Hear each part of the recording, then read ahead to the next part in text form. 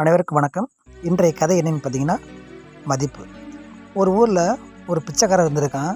அவனுக்கிட்ட என்ன இருக்குன்னா, அவன்கிட்ட கழுதை மட்டும்தான் இருக்குது.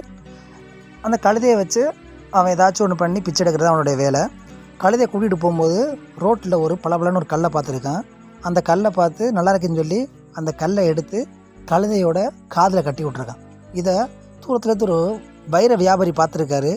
அது வைரக்கல்லாச்சு, எப்படியாச்சும் வாங்கணுமே நினச்சி நேராக போயிட்டு அந்த பிச்சைக்காரன்ட்ட போயிட்டு, ஐயா இந்த மாதிரி கழுதை காதில் மாட்டிருக்குல்ல, அந்த கல் எனக்கு வேணும்னு கேட்டிருக்காப்புல.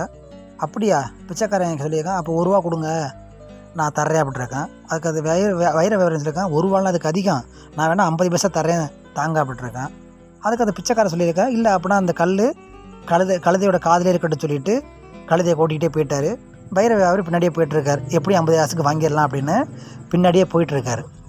அப்புறம் அங்கிட்டு இன்னொரு வியாபாரி பார்த்துட்டு என்ன பண்ணுறாருன்னா, அந்த பிச்சைக்காரன்ட்ட போயிட்டு, ஐயா இந்த கழுதை காதில் இருக்க கல்லை கொடுங்க, நான் காசு தரேன், நீங்கள் எவ்வளோ தருவீங்க கேட்டிருக்கேன். நான் ₹1000 தரேன்னு சொன்னோன்னா சந்தோஷமாக அந்த பிச்சைக்காரன் என்ன பண்ணிட்டான், அந்த கல் எடுத்து கொடுத்துட்டான் ₹1000.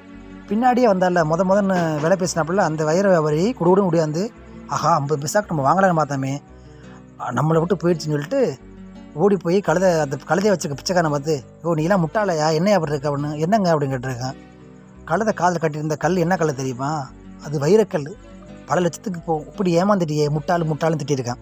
உடனே பிச்சைக்காரன் சொல்லிடுங்க, நான் இல்லை முட்டாள், நீங்கள் தான் முட்டாள், ஏன் அப்படி சொல்கிறேன்றாங்க. ஆமாம் என் கழுதை காதில் மாட்டிக்க கல்லோட மதிப்பு எனக்கு என்னன்னு தெரியாது. அது எனக்கு இலவசமாக கிடச்சிச்சு. அது நான் ₹1000 கொடுத்துட்டேன். அது எனக்கு அதிகம்தான். ஆனால் அந்த கல்லோட மதிப்பு என்னங்கிறது உங்களுக்கு தெரியும். தெரிஞ்சே நீங்கள் அதை 50 காசுக்கு வாங்குறேன்னு நினச்சி விட்டுட்டீங்க. அப்போ நான் முட்டாள் இல்லை, நீங்கள் தான் முட்டாள் அப்படின்னு அந்த பிச்சைக்காரன் சொல்கிறான். வைர வியாபாரிக்கு அப்படியே தூக்கி போட்டுருச்சு. எப்போதுமே ஒரு மதிப்பான பொருளை என்றைக்குமே மதிக்க கற்றுக்கணும். நிறையா பேர் அப்படி தான் பண்ணுறாங்க. இந்த காலமும் நேரமும் எவ்வளோ பெரிய மதிப்பு நம்ம எல்லாத்துக்கும் தெரியும். ஆனால் நம்ம எப்படி அதை பல வாக்கில் மதிக்காமல் வீணடிக்கிறோம். அது பின்னாடி நம்மளை சாகடிக்கும். ஓகேவா? நன்றி, வணக்கம்.